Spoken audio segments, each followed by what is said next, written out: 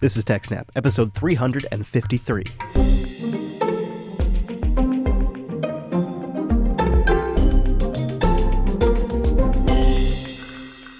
Hi, everyone, and welcome to TechSNAP. This is Jupiter Broadcasting's weekly systems network and administration podcast. We recorded this episode on January 25th, 2018. It is brought to you by our three fine sponsors, IX Systems, Ting, and DigitalOcean. I'll tell you more about those great sponsors as the show goes on. My name is Chris, and joining us every week is the DevOps, the SysOps, and the presenter. Why, yes, it's Mr. Payne, Mr. Wes Payne. Hello, Wes. Hello. You like that? Wes and I were chatting before the show, and he was dealing with some work stuff on the day job. And I'm like, so right now you're basically wearing three hats in this one support ticket. So you earned all those titles this week. And we thought to help prepare us for the show, to help you get out of work mode and to get us into show mode, we'd start with a fun story this week. We have a lot to cover. There is a lot to cover. But it turns out, if you're really motivated, you could use your local DNS server to store some files. Yes, you can. So a Cloudflare employee, Mr. Ben Cox, had been doing some research about, just how long DNS resolvers hold things in their cache, right? So they do lookups, they cache the results, and then hold that for a while. At some point, it's evicted from the cache, and you go get a fresh lookup. This research showed that some resolvers will hold DNS cache entries for like a whole week if asked to. Now, not most of them, but like that's sort of the tail, right? You get a decent amount of cache time. And he was thinking, maybe I could use this for file storage. Even if it's temporary, I could stash something up there. Yeah, so this is DNS FS, and it's inspired by something maybe you've already heard of, PingFS, which is a file system invented by Eric Ekman that lets you store information in the internet itself. Now, not really in the internet itself, but the basic idea is inside a ping packet, there's the data payload, and this data is transferred when you send it out as a ping, and then when the ping reply comes in, that's transferred back to you. So basically, by letting it just be transferred along for a while, you can store information. Right, and then the FS part comes in because they're using Fuse to overlay it as a file system. So you just, copy some files in there and let the internet store it for you. I love it. Now, obviously, this isn't a ton. You get like 1,400-ish bytes in the payload. So it's not a great idea for either a lot of data storage or long-term data storage. Plus, if your packets get dropped, there goes your data. True, but if you and I needed to leave secret messages for each other in a pretty untraceable way, unless you were looking for it, this might be it. It very well could be. It's probably better than a draft in Gmail. Yes. Okay, so DNS is a little bit better because, as we've mentioned, it has caches. So there's actually some data retention on the other side. Right. You don't just have to rely only on the network transfer. You can get up to a week, potentially. Yeah, so this means that the DNSFS idea looks sort of the same as PingFS, but once a query is sent out, it's cached in the resolver, and you don't have to keep sending packets to keep the data alive. So it could actually be almost like a real file system. Okay, you've got my interest piqued, but how do I find the right DNS server that will let me do this? Yeah, so to get started, we're going to need to scan the whole internet for resolvers. Now, this sounds like maybe a lot, something you're not really interested into. But or something's going to get me on a list. Or something that'll get you on a list. So you can do some good faith things here and, don't try to scan places that aren't routable. There's also some lists available of people who don't wish to be scanned, right? Just IP spaces that their administrators would prefer that you don't scan. So try to be respectful. If you do that, you'll come up with probably about what Ben did, which is 3,900,000,000 or so IP addresses. In addition, we only are looking for open resolvers here, which means DNS servers that can look up any public domain, not just a single DNS server that's authoritative for one domain, right? So it's a pretty limited subset of this giant set. So you're whittling down this huge 3.9 billion number pretty quickly. Yes. Okay, so to do this, he used Robert Graham's mass scan tool to send DNS queries to basically all those IP addresses we talked about before. Additionally, he needed to make sure this scan to start out with was pretty much just scanning on port 53, so looking for UDP stuff. He had some more specifics, right? He wanted to make sure it was a DNS server that matched this exact address. He was able to use Bpf to make some pretty cool filters, compile it down, and load it into IP tables. So instead of having to sort of scan port 53 and then do more processing to identify just the DNS servers he wanted, he could do it all in one step. Oh, okay. So Bpf, they use it essentially as a packet filtering tool to filter out everything they don't want and just sort of zero in on the stuff they do want. Yeah, exactly. He writes, My solution is to use a great feature of the Linux kernel called Bpf Filters. You can use them with IP tables to drop any traffic you don't want, but programmatically. One Bpf rule can do the whole chain's worth of work. Wow. So it's an extensible way to design filters that you can use. So, and then I think that the idea is then once you've done that, once you put these Bpf filters in place, you send the resulting, or I guess what's left, through TCP dump. Right. So he managed to write a TCP dump filter that only matched, like, with the help of this, the DNS responses that he wanted. And then once you run mass scan this way, you'll see basically only the results that you want. You don't have to do any second layers of filtering. You don't have to go try to qualify the results. You just get like one big data set. That's pretty clever. That is pretty neat. That is pretty great. So he did this for about 24 hours to complete the scan and got only 2 abuse notices. Maybe that's better than you think. Yeah. Well, it is. Yeah. Okay. One was automated and very formal. The other one was clearly sent by a somewhat pissed off sysadmin. Yeah, it just says F off and die, scum. Pleasant. Yeah. Only not censored. It wasn't censored. Yeah, probably best to add his IP ranges to your do not scan list. So at the end of this whole thing, he was left with about 3,800,000 open DNS resolvers. And he's got some info there if you want to go check out all the different places he found them, a distribution of by country and area and that sort of thing. And by ISP, which is interesting. China Unicom is the most, then Korea Telecom, then the Data Communications Business Group, then another China Telecom. But Quest is in the top of the list there. So there you go. And so is Orange. It's pretty high up in the list, as well as Viacom. And then further down, but not far as it should be, Frontier, which is one of our local ISPs. It sure is. So to further filter this down, he waited 10 days to allow for all the resolvers that could be on a dynamic IP address to change and then become unusable. So after waiting that time, going and like rebuilding this, trying to look for just like a stable set of DNS servers, that cut down about 40% of his IP list. Okay. I suppose he's not even necessarily violating any sort of terms of service. There's no like agreement before you talk to a DNS server, and you're just including a little extra data. This is true. Yeah, what he's doing is, definitely research. I would not call it malicious. Whether or not it's in the implicit social contract of providing open DNS servers, that's perhaps a gray area. You know what else is kind of great about this? He got data back on the different kinds of DNS servers that responded. Yeah. And that was fascinating. It looks like 46% of them were DNS mask. And then Microsoft came in at 18.3%, Bind at 22.4%, and then the rest are like Power DNS with 7%, ZYWall with 3%, DNS Mask, a impressive 46% because it's often like the front-end caching thing that a lot of different systems use. Yeah, definitely, and used on a ton of small networks out there. So we had this list put together and broke it down this way to sort of qualify it. After further filtering, he was down to like 400,000 open resolvers. This is that breakdown of those servers. Then he looked up what the default cache size on each of those softwares are. So adding that up, making some estimates about like how much you think you could store, or how many text records you're using, how long those can be. Looks like he can store approximately 250 megabytes. That's a lot of work for 250 megs. That'd be a couple of podcasts. But it is like, that's real data storage. Let's hook that up to an HTTP front end and distribute the show this way. It's a good way to distribute podcasts. So here he's like, if you like replicate it to like 3 different servers, let's say, just to have some redundancy at the server level, it looked like he was able to make this stable enough that you could reasonably store that much info for at least a day. So it wouldn't work to long term, but maybe like as you're saying, like you want to leave like a weird note. You really have no USBs for some reason. You can't get to your Gmail. There's no places you can't even spin up a droplet. Maybe this is for you. He actually did experiment with tossing an HTTP interface in front of it too. I was just joking, but he actually gave it a go. He says, maybe I won't use Fuse, maybe I'll do this. And he writes up, wow, that's incredible. And then he was able to curl files in the DNS cache through the HTTP interface that he built for it. Remarkable. It's really neat. It's like relatively simple Go code.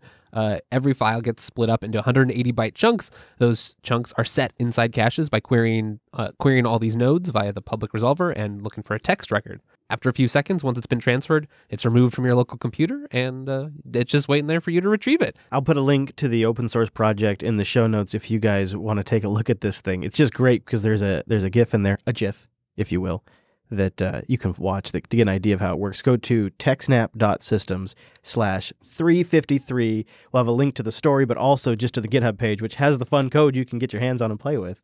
Yeah, it's not necessarily super serious, but I like that he was able to go from conception to implementation and really explained it very well. TechSNAP.ting.com. Go there to get $25 off a device, or if you bring a GSM or CDMA device, you can get $25 in service credit. TechSNAP.ting.com, a smarter way to do mobile. Your average bill, $23 for a phone per month. It's just pay for what you use wireless. A fair price for however much you talk, text, and data you use. Nationwide coverage. Rest assured, Ting has got you covered from coast to coast. And no contracts, no agreements, nothing crazy like that. It's really simple, straightforward wireless. You just pay for what you use. I download my podcast. I pin my music before I hit the road. And I'm always shocked with 3 phones. 3 phones. I often come in under $45. I don't know how it's even I do know how it's possible. Ting makes mobile simple. And they have a bunch of great devices you can get. And I also want to point you over to their blog. Been wondering about Ting Internet, or what is Ting Internet? It's crazy fast fiber. And they have a blog post about it right now. Start by going to techsnap.ting.com. Look at their great devices. Try them out. Bring a device and get $25 in service credit. There's tons of options. Check them out. techsnap.ting.com.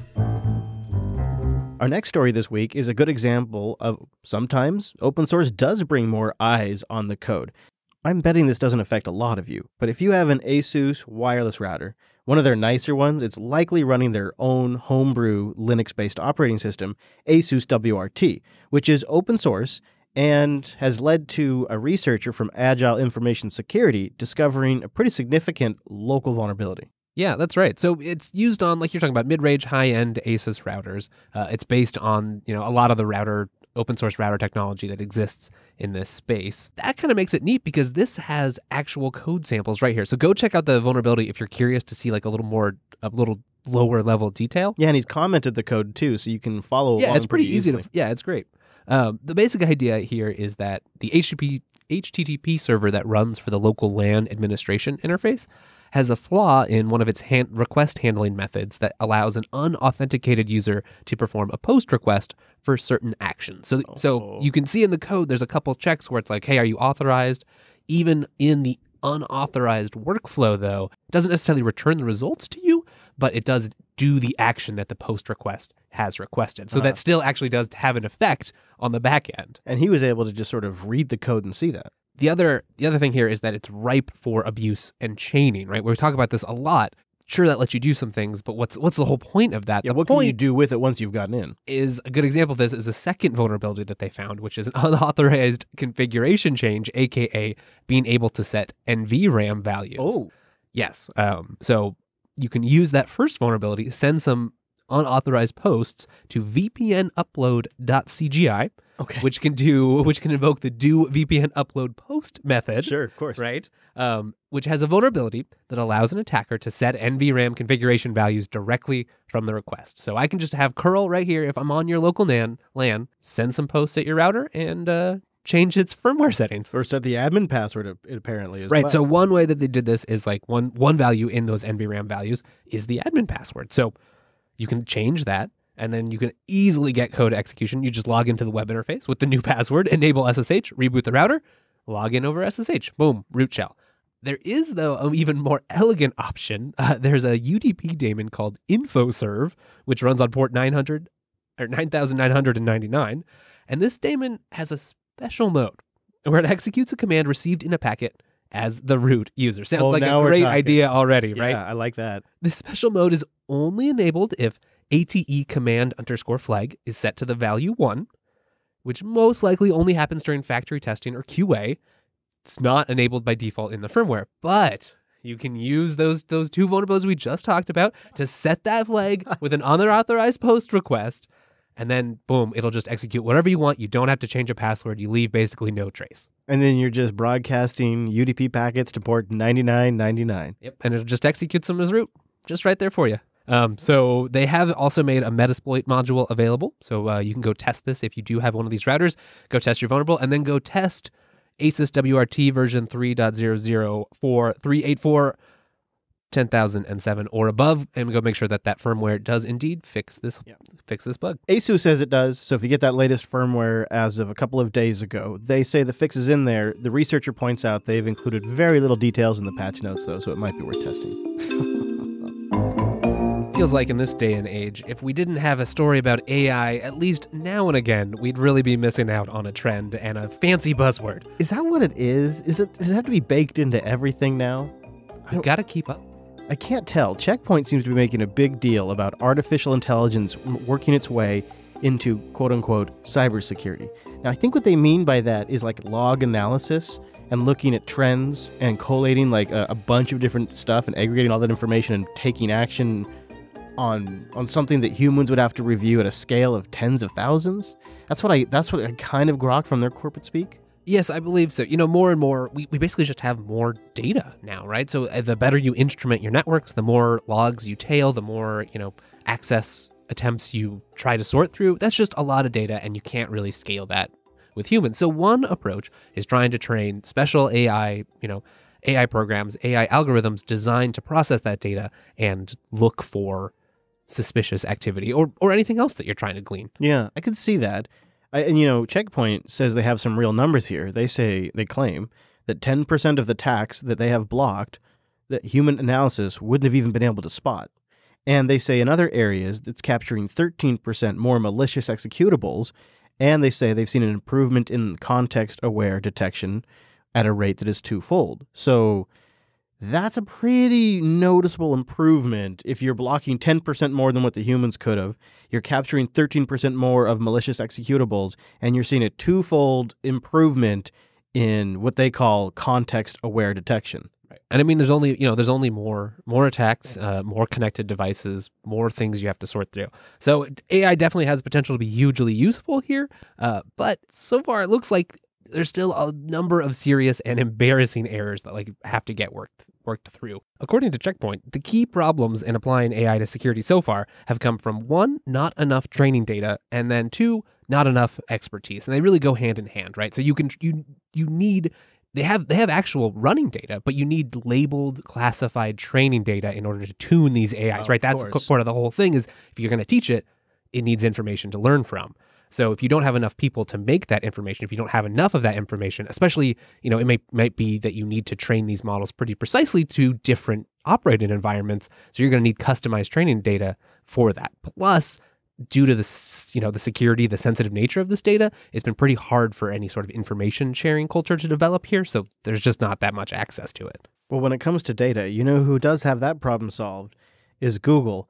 And there must be some fire to this AI smoke because Alphabet, as we all know, the parent company to Google, they are launching a new cybersecurity unit, and the whole pitch is that AI is at the core of this new cyber unit. Yes, it's called Chronicle. Chronicle is almost noteworthy just because Project Zero has become so noteworthy. Oh, yeah. No, I definitely think so. Google's made a name for itself in the security field, but just in the research end, right? Not necessarily in the applied or even as a service. The products coming from Chronicle are expected to be pretty different from what you see from a lot of other current market offerings, rely heavily on artificial intelligence, and I bet they'll be working hand in hand with Project Zero to help tune some of that stuff too. Yeah, they're also hiring, so they've spun up some hiring and managing operations, and they're merging together with VirusTotal, which is a malware analysis engine that they acquired several years ago. I bet that'll come with some interesting data as well. This has been brewing inside of Google quietly since 2016. And they were building this together and sort of assembling the components. And so it's not totally brand new, but now they're launching it as its own entity branched out from underneath Alphabet. As you said, probably a complement to Project Zero more than anything else. Speaking of Project Zero security researchers have found what they claim is a critical flaw in the transmission BitTorrent client that could enable cyber crooks to take control of users' computers. That's the headline. Yikes. It may be too that you have your transmission exposed to internet because it has an RPC interface that's pretty popular. So you can have an app on your phone that connects over RPC to your transmission client. So I could see there being a lot of exploitable systems out there. If you're running transmission, make sure you go patch. Yeah, I guess what they found really, according to Project Zero, was a DNS rebinding attack. That was the actual problem. And they could use that to trick the PC into accepting requests via that very connection mechanism. this is probably a good time to just talk about what a DNS rebinding attack is. You guys may know this just happened to Blizzard's update agent as well. Yeah. So it's clearly a pretty common attack going on. Actually, the pull request, which we'll have linked in the show notes, has a pretty good breakdown of what's happening, the pull request to fix this problem in transmission over on their GitHub page. The basic idea is this. I'm running Wes's evil site, and I control the DNS for that DNS entry, right? So I set it up to alternate between two different addresses. One, the real address of a server I'm running that will serve a web page and JavaScript. And then alternately, localhost 127.0.0.1, right? And so I set it up so this alternates maybe every 3 minutes, 5 minutes, whatever. Perhaps you do it in a more controlled manner. The basic idea is it just switches between those two entries. Okay. And so if you visit Wes's evil site, when it's set up as my actual server's real public IP address, my server will serve you JavaScript and an HTML page that waits for that DNS entry to change. So then, once you've waited that long, the next lookup you do will reveal that that entry is just localhost. Now, browsers generally prevent JavaScript from making cross-site requests, right? So I can't run JavaScript that will try to go connect to Facebook with your cookies. Like, that's just not allowed because that JavaScript wasn't served from facebook.com. But when you've done this DNS rebinding attack, suddenly the address that JavaScript was served from is localhost. So suddenly you have JavaScript that has the ability to make localhost requests from the browser. This combines in transmission's case because a lot of times transmission has a locally listening RPC client API. As the Blizzard updater did as well. Exactly. So one possible attack method here is transmission has a method call you can make that sets a download action. So when a torrent finishes downloading, it will run some program.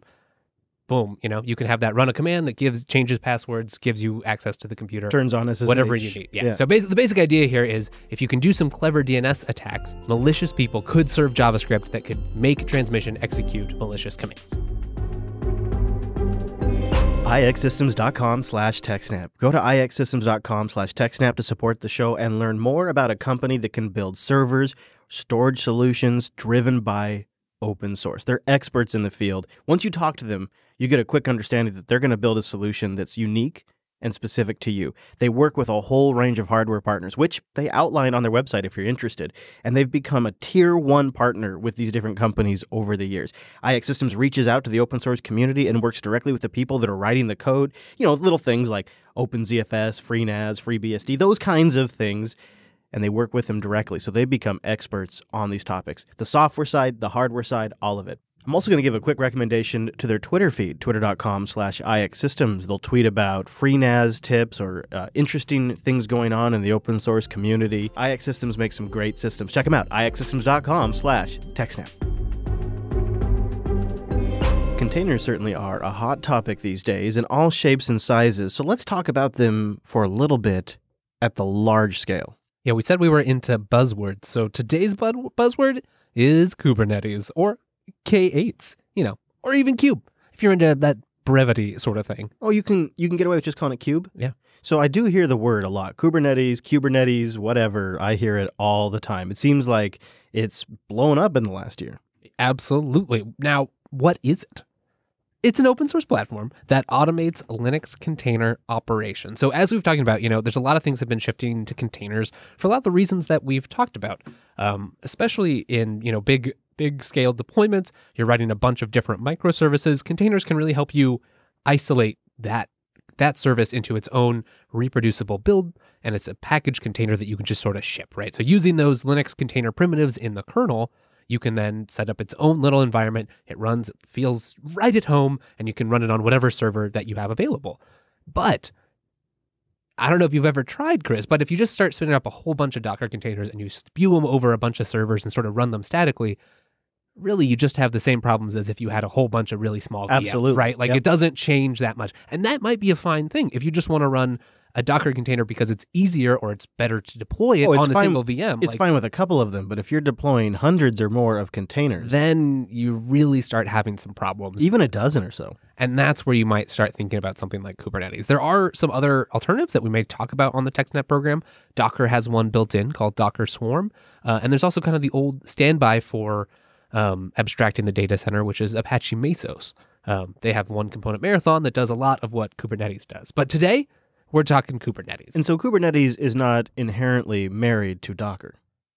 No, Kubernetes actually ends up being part of the Cloud Native Computing Foundation, and they've been involved in a lot of the work to sort of standardize some of the container lower levels. So you may be familiar with Containerd, libcontainer, some of the efforts to take what has been either LXC code or Docker code, the underpinnings that basically do the hard work of hooking into the kernel APIs and doing the actual containerization and making that just a pretty public API people can use. So these days, you can run Kubernetes with all kinds of different container runtimes. You can have it be Docker. You can have it be the OCI standard. You can have it be Rocket, whatever might make it work. And Kubernetes can sort of plug into that. Okay, fair enough. I think I hear about it in connection with Docker a lot, which is kind of interesting. You mentioned the Cloud Native Foundation, which Kubernetes is part of. Well, Rocket's part of the Cloud Native Foundation as well. They're under that same umbrella, which is under the Linux Foundation umbrella.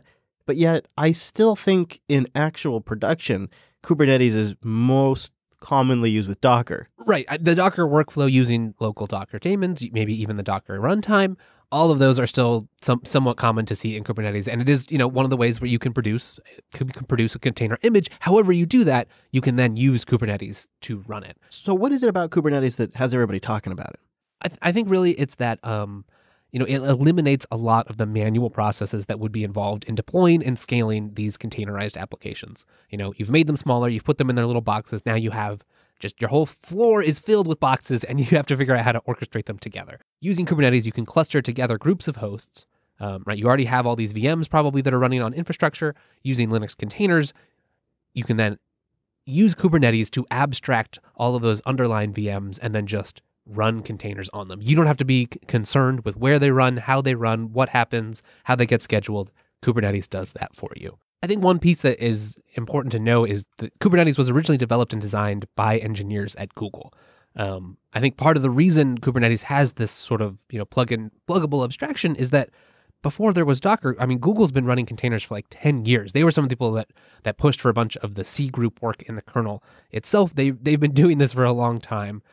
So they've been early contributors, and they've been running containerized workloads for years. They did it all with an internal system known as Borg, and they generate more than like 2 million container deployments a week, all powered on Borg.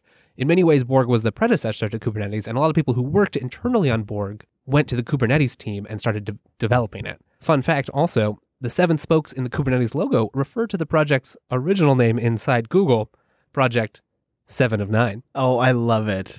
Nice Voyager reference there. So it really, Kubernetes it's open source. It's governed by, a foundation with multiple interested corporations involved, and it lets you leverage a lot of the operational insights Google's had if you are running these larger deployments of microservices. And it seems like perhaps its previous involvement with Google may be contributing to some of its credence in the... Yes. It's hugely popular on GitHub. It has a whole bunch of momentum. And because Google was able to do a bunch of develop first, they kind of just dropped this half-formed, maybe 80% formed project that's able to just pick up and go. So to get a good sense of where Kubernetes is at, on December 15th, they released version 1.9, and one of the headline features of 1.9 is that you can now scale up to 5,000 nodes. We'll talk in a moment about challenges scaling to just 2,500 nodes, but just from a practical standpoint, day to day, what are the things Kubernetes is going to get me?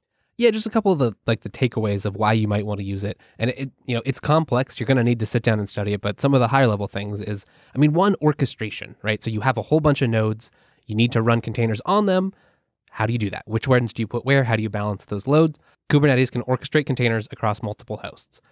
In doing this, it'll try to make better use of hardware to maximize resources. I'm sure if you've run virtualization servers, you've ended up, if you haven't already solved for it, you end up with hosts that don't do very much sitting, a whole bunch on a box, or a box that's way underutilized just because it has a bunch of hosts that don't have a lot of load. Kubernetes can help you manage that too.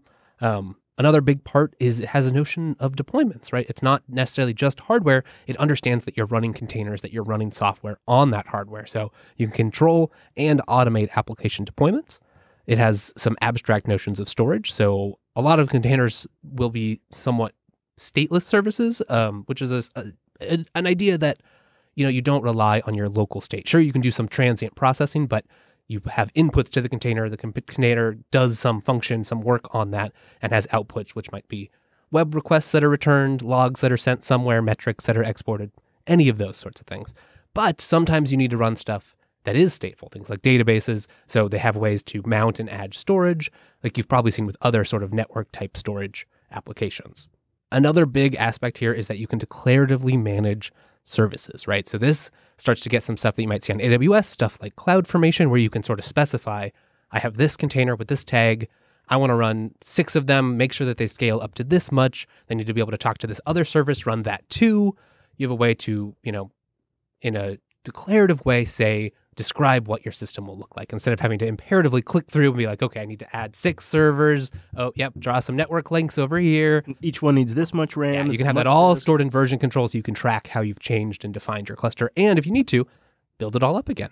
And then the last part is it has some of that stuff you're also used from the cloud, like auto scaling and health checks. So it can know that like if your node gets into trouble, the container needs to be restarted. Kubernetes will do that too. Now, I know some of you listening might be quick to point out there are a couple of critical things that Kubernetes doesn't bring that you will have to supplement with other projects. The biggest one for me would be like centralized managed logins. You're going to have to provide something else like LDAP. Even really security, they recommend you rely on things like SE Linux, OAuth, and other mechanisms for security.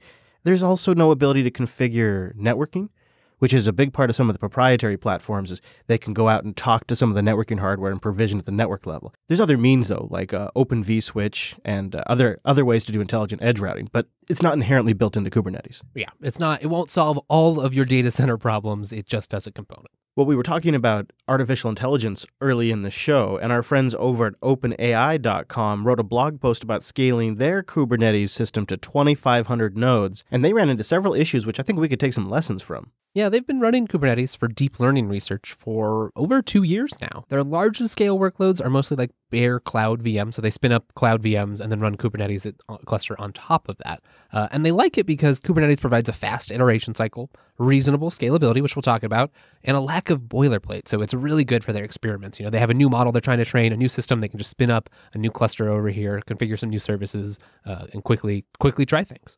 The largest of the clusters they now pushed to over 2,500 nodes, as you talked about. This cluster runs in Azure, and it's a combination of some pretty beefy VMs for this deep learning research. 2,500 nodes is interesting since version 1.9 just introduced support for 5,000 maximum nodes. And on their path to scaling to 2,500, they discovered that many of the system components cause different breakages at different levels. So the first of those problems was with etcd. Now, I love the name of this app. etcd functions as a distributed key value store, and so you can think of it sort of as the configuration daemon for all of your distributed applications and for Kubernetes itself. So when you need to store configuration state, you put it in etcd. So etcd needs to be able to respond to requests to change that and to read from it. So after they passed about 500 nodes in their cluster, researchers started reporting regular timeouts from kubectl, which is one of the main commands you use to interact with Kubernetes. Whenever it was trying to pull from the kube masters and from etcd, it was just taking forever. So they tried adding more master servers. This seemed to solve the problem for a while, but once we passed about like 10 replicas, they really had figured out they were treating symptoms and not the cause. This led them down the path of suspecting the etcd cluster, which is the central store of state for all of the kube masters. Looks like they've been using Datadog. So using Datadog, they were able to observe that the write latency was spiking to hundreds of milliseconds on the machines running the etcd replicas. So even though they had like a pretty nice SSD capable of like 5,000 IOPS, they're still observing these big, slow spikes to disk. They used FIO to do some more benchmarking and saw that etcd was only able to use about 10% of the available IOPS because the write latency was like 2 milliseconds and etcd does sequential IO, making it latency bound. So that sort of placed a maximum limit on how much throughput they were really going to get. And the fix for this problem was more straightforward than you might at first suspect. They just ended up moving the etcd directory for each node to a local temp disk, which was an SSD connected directly to the instance rather than one of the network-attached storage units. Right, so this brought write latency down to 200 microseconds, and hey, etcd was healthy. But of course, being the way the story goes, that only worked up to about 1,000 nodes, at which point they saw high commit latency from etcd once again. This time, they noticed that the Kube API servers were reading more than 500 megs a second out of etcd. That's a lot of configuration data. They set up Prometheus, which is another cloud native computing foundation project, to monitor those servers. And they also enabled some logs to enable more logging so that they, could get as much data out of this as possible. This surfaced a number of slow queries, excessive calls, and other things. It all really boiled down to they had configured FluentD and Datadog's monitoring processes to query the API servers basically more than was reasonable. So they were just generating way too much load on themselves.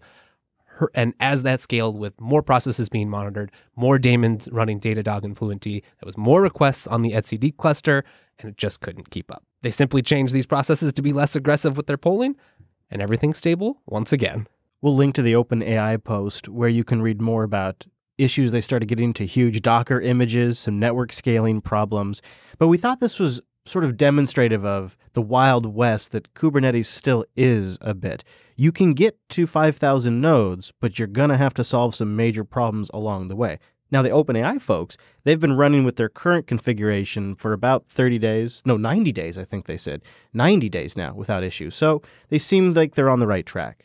I think it's important to remember really a couple of things. One, you might not need something like Kubernetes. If you don't need to dynamically scale, if you don't have these kinds of, orchestration limits that you're running up against, there's a lot of complexity involved. And if it isn't essential to what you're trying to do, if you can simplify things, do that first before you go bother setting up Kubernetes. Now, it is really fun and interesting and exciting, but yeah, it's still being worked out. And it's taking on a big task. It's trying to manage distributed applications running across all kinds of different servers. That is not easy. And I think it's easy to think that it will all be, super simple. You just have this YAML file that you throw at it and it works. And it does do that a lot of the time. But you should still expect that you're running complicated distributed systems and you're going to have to get in there, find some details, and do some tuning. DigitalOcean.com. Go over there, create an account, and then use our promo code SNAPOcean. That'll give you a $10 credit. DigitalOcean is a dedicated cloud hosting platform. It's simplicity at scale. They're dedicated to making every step as easy as possible, but not take away the power. They really walk that sweet spot between their super nice dashboard that makes it possible to create systems in seconds, configure them just as you would like, attach SSH keys to them, manage and configure your DNS. There's an HTML5 console that you can manage right there at the console of the machine. And then they have an API that you can build on or take advantage of lots of great open source applications. The documentation is bar none. That's another area they've focused on really well. So once you have a system deployed, they have the best documentation. And I would just recommend you go check it out because some of it is just great for industry reading. They have different types of optimized compute types that you can deploy. So if you want something that's an entire stack, it's a one-click deployment. And of course, they have global availability. You can deploy to 8 data centers all over the world, scale as you need with block and object storage, floating IPs or redirect network traffic between your droplets, load balancers built in at the system level, and monitoring and alerting with dashboard metrics for days. Check it out at DigitalOcean.com. Create your account, and then apply our promo code SNAPOcean and get a $10 credit. DigitalOcean.com, promo code SNAPOcean. Thanks for visiting TechSNAP.systems/contact and sending us in your questions and your feedback. Bill wrote in saying, guys, I'd like you to talk more about Windows. I've listened to your recent introduction to change management, and it still seemed very Linux-centric. He says that he hopes in the future we could try to include Windows, desktop, and server OS more as well. That is actually something we've been attempting to work back into the show a bit. We recently did the SMB fundamentals coverage and the RDP coverage. So there's been, I'd say, more Windows coverage. But yeah, we're still trying to find the balance there between BSD, Linux, and Windows and all the OSs. And a lot of times it's driven by the audience feedback and questions. Yep. So thanks for letting us know how you feel, Bill. Yeah, thank you, Bill. TechSNAP.systems/contact if you want to send your feedback or your question in. Will writes in with his. He says, great show on configuration management. He says, I was surprised for a fairly short runtime. It felt like I got a full show. Excellent. That's what we're going for, is we're trying to make it worth your time, but get as much in there as we can. He says, I just got a new laptop and was trying to use the migration as an opportunity to organize my configuration. I'd been looking at Yatum Am I saying that right? Yadam? Yadam? Yadam? Yeah. For my dot files. But I might try Ansible in addition. Are there any ways to get started other than writing a whole playbook and trying it out with a trial and error type approach? I'm thinking maybe something that could record the steps I take and then turn them into a playbook. Or maybe look at a final product that I want and extract the steps from that. I should be able to do some of this from just looking at my bash history after I set things up. Will wraps with a tip about dconf dump and says that might be a way to capture settings configured through GUIs, dconf dump. What do you think, Wes? Is there an easier, quicker way for him to get started with Ansible? To some extent, there's no escaping. Like, you need to be able, there's a certain amount of work you have to do to just get it to work. I do think he's onto something. Like, you can hit it from two ends. One, I would say, is starting small on the Ansible side, trying to come up with a simple playbook to just twiddle one setting as a, understand how to get it working. Sure. Then go do all your configuration however you need to, and then you can merge those two and use Ansible to recreate that settings file. There's also two things you can do to maybe get more familiar with Ansible. One is Ansible has ad hoc commands, so you can just run a one-off command from Ansible without having to write a playbook, so that might be helpful. And there used to be a side project called Ansible Shell as of Ansible 2.0 that's now integrated in Ansible, and it's a little Ansible console. So I find that pretty useful too. I always find a REPL good for learning exactly. Yeah. So that might be something too where you can sort of play before you're ready to build your final playbook. And then along those same lines, Gary wrote into the show to point us and everyone over towards an Ansible best practices post up on GitHub. It is an extensible post about getting started, things you should consider, how to organize everything, how to manage external roles, your naming, your staging, all of the things that you really should consider that you wouldn't know to consider until you've built one of these a few times is captured here. And we'll have a link to that in the show notes, techsnap.systems/ what is this, Wes? 353. 353. And thanks, Gary. Yeah, and please send your questions into the show, techsnap.systems/contact. We need to get more of those in here. And I want to just wrap with a little follow-up. When we were doing our Meltdown and Spectre coverage, I moaned a little bit that Apple seems to be neglecting the older versions of macOS. Yes, you did. And was only patching High Sierra. They seem to have rectified that. It took them a little while, but yeah, they have now released security updates for Sierra and El Capitan. So they have patched the current version and the previous two versions of macOS. Not too bad. More in line with their traditional practices. I don't know what the delay was here. I think it just made everybody sort of uneasy, but they have delivered on that. So if you have an older OS on your Mac, you can now update that as well and be protected or at least mitigated from Meltdown and Spectre. Well, with that little bit of good news, that does it for us this week. Yeah, thank you everybody for listening. I want to plug the RSS feed really quick before we run because next week's schedule is a bit wonky. There's a big canonical event coming into town that we will be at covering, which is going to mess with all of our shows' recording schedules. So just go over to techsnap.systems/subscribe for all the ways to get the latest episode of TechSnap. When we publish it, you'll get it. And if you want, it's techsnap.systems/RSS. Just plug that into anything that pulls down podcasts, and you'll get it directly. techsnap.systems/RSS. All of our links and past episodes are over on that same page. You can follow the network at Jupiter Signal. He's at Wes Payne. I'm at Chris LAS. Thanks for joining us. We'll see you next week. Bye.